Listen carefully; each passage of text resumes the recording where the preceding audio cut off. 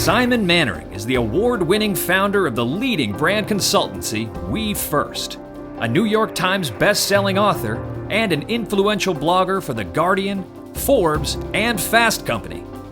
Simon is considered one of the world's foremost authorities on brand marketing, innovation, and leadership, providing dynamic, actionable, and inspiring keynotes that reveal how companies combine purposeful storytelling, community architecture, and social technologies to lead business, shape culture, and better our world. The way you use language now must be a marriage of storytelling and social technology. It must be a marriage of a long-term investment in a relationship with your customers and real-time engagement.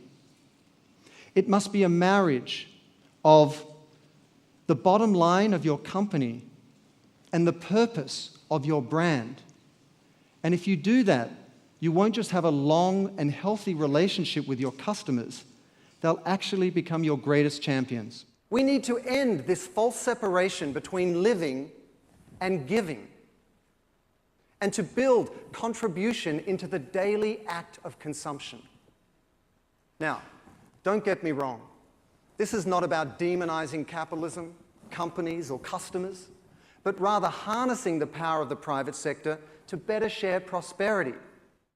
You need to have a story around your mission. Top left-hand corner there. A story around your mission. A singular, consistent story that you're going to tell for an extended period so you don't waste your marketing dollars broadcasting your schizophrenia.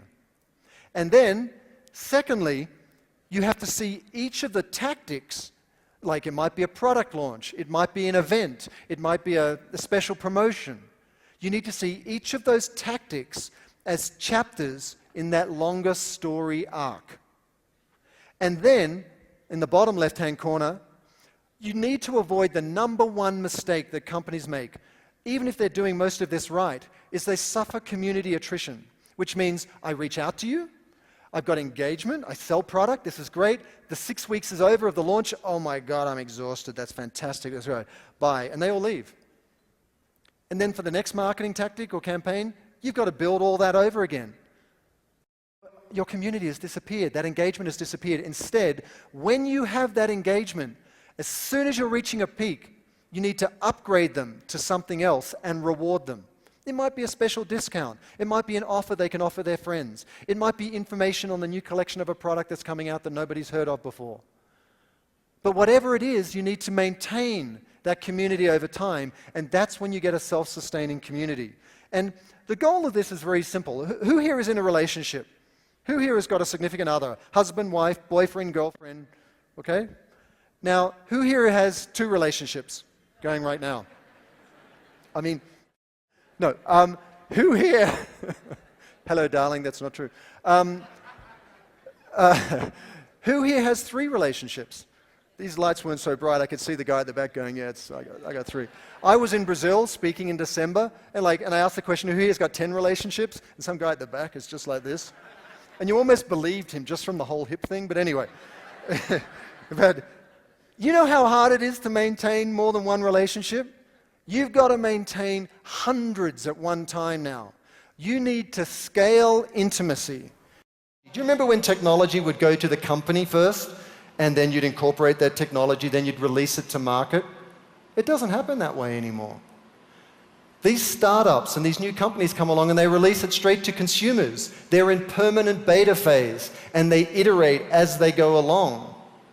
And so, not only do you as an advertiser or as a brand have to keep up with the technology, you've got to keep up with the way your customers are using it. How do we do this? How do we structure it? How does it play out if we put our shoulder behind this branded revolution? There are 3 parts. The first is this fundamental partnership between brands and consumers, where there's this transaction.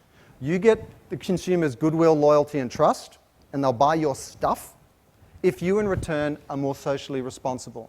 And this is a co-creative process, and there's numerous examples of this out there now. Secondly is a concept I call contributory consumption, but it builds on the wonderful work of Product Red and 1% for the Planet, where a small proportion of contribution is built into the sale of every product. But let's expand that. Let's take advantage of the opportunity that technology is providing. Let's expand it to retail, credit card, online, mobile, and virtual transactions. Americans will spend $6 billion a year on little virtual goods, digital things that don't exist to put in non-existent farms, on gaming platforms, inside social networks in 2014. We wonder why we're economically in trouble. But if you think about that, if we only took a fraction of the sales of all the transactions on these 5 levels, if you actually only took 1 cent on the dollar of all the transactions on all these 5 levels in only 5% of the private sector globally, you would absolutely dwarf the $14 billion raised by corporate foundations every year.